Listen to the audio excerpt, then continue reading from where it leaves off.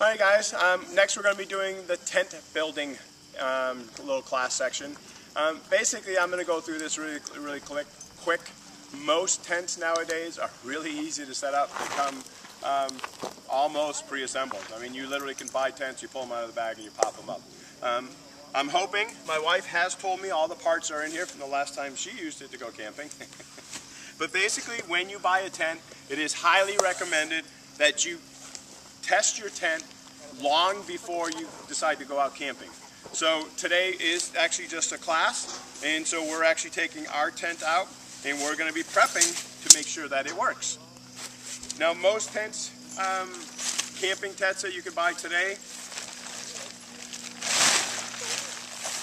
are set up so they just basically use shock corded rails to go inside.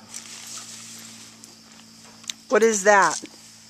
I'm going to show you. Oh, good. Thank you for that very good question. Because I have no idea. Most tents nowadays, okay, these are some very lightweight aluminum, and inside they actually have a shock cord. So you can see it springs together, so you can actually just slide it together. Much like Bailey's jumps. Yes, actually very much like that. And you can see how easily those go together. Now, as being a guy, I have not read the instructions on this tent. Teresa, do you know why they have... Do you need some help, dear? Do you need help from a woman? Yes. I'm curious as to what the bend points are for. That's for like the... That's for, that's the rain, the moisture part. So there's a little, on this one here, there's a little tarp, and I'm sure once we build it, we'll find it. Good job, Teresa. Oh, I bet you. I bet you. So it is in most cases easier to build a tent with two people. I did it alone, though. As my wife is saying, she can do it on her own. Now one's long, another's at the same time.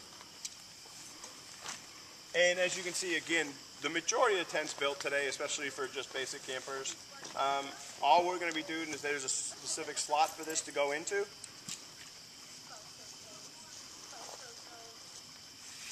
We'll feed that through.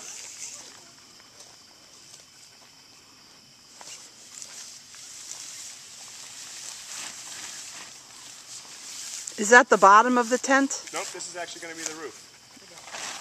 You want me to put it down? Nope, okay.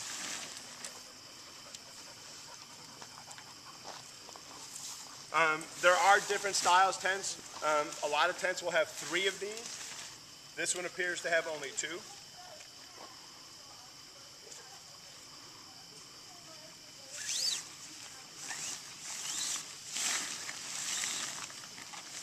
Okay.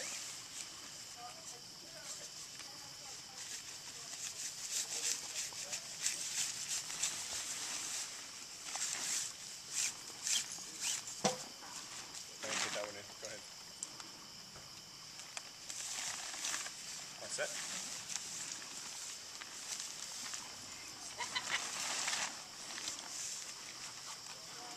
So what size tent is that? Is that for like 2 people? This is a good 2-person, possibly 3. 3 would be definitely on the crowded side. 2 with 2 dogs?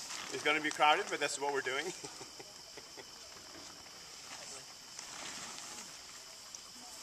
Alright, so as you can see, that is actually basically set up. If you were in this environment right now, there's no wind, you could leave it just like this.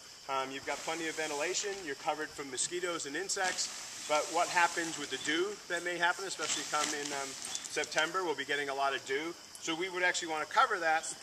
And again, the majority of tents that I've installed in the last 5 years will come with 2 pieces. And part of that reason is you actually want an air gap in between the roof.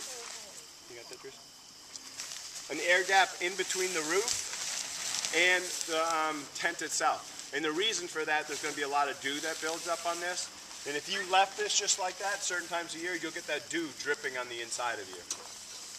You know which one it's got?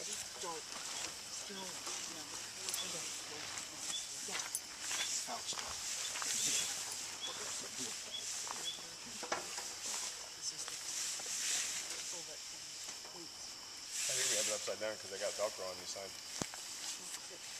I think the Velcro goes onto the things, right? In the middle. Like that, in the end. So they have it upside down. Didn't that Velcro go on here?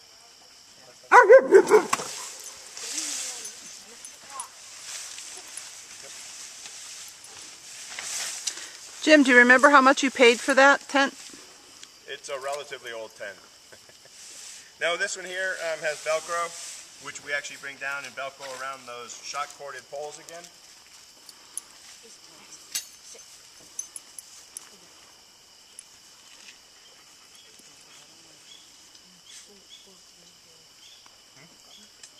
Where does it go?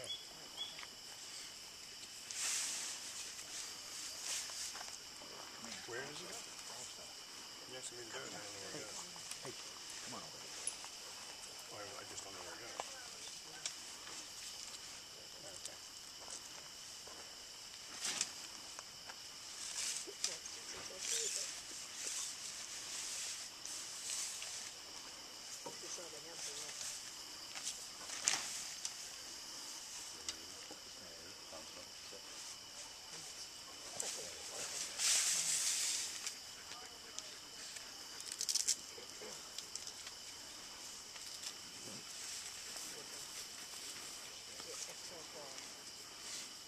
All right, now you can see on this tent also, not only is it Velcroed, there's actually little shock cords again that actually help put some tension on it. And if you can see Teresa over here, what this is doing is helping keep the water off. So on this side, she's pulling that apart. So any dew, any rain is going to help wash away from the tent. Some considerations when you're out there camping. In this area, we're going to be in the woods. There's probably not going to be a true prevailing wind, but all tents come with at least 2 openings for ventilation. On a really hot night and you wanted a nice breeze, you would actually want to face your larger opening, until I fall into it, into that prevailing wind, and you can leave the back screen door or window opening so you can get a nice breeze going through your tent. Especially if you've got 2 wet dogs and you're sleeping in there and it smells. Guess what? It's really nice to have that ventilation. All right. In this case, we're not going to go ahead and stake it to the. Actually, Teresa has staked it to the ground. They basically have simple little metal stakes. These are good to some extent. Nice soft ground out here in the lawn work nice. Really rocky area. These will bend really easy. Sometimes it is nice to buy some extra ones or buy heavier duty ones. It actually helps to stay in, especially if you break them or if you lose them while you're camping. Any questions on tent building, guys? Good job, Jim. Teresa, awesome job. Luckily, I had my wife here because she knew more about this tent than I did. Other considerations for actually doing your tent, again, we've already talked about site selection, making sure you may have an extra tarp that goes underneath it to help keep moisture from the ground coming up from you. Having an airtight mattress can help keep moisture from the ground getting to your sleeping bag. And if you're in a colder weather, having either a thermal type pad or an air mattress, again, will help keep you warmer inside that tent. Thanks, guys. Thank you.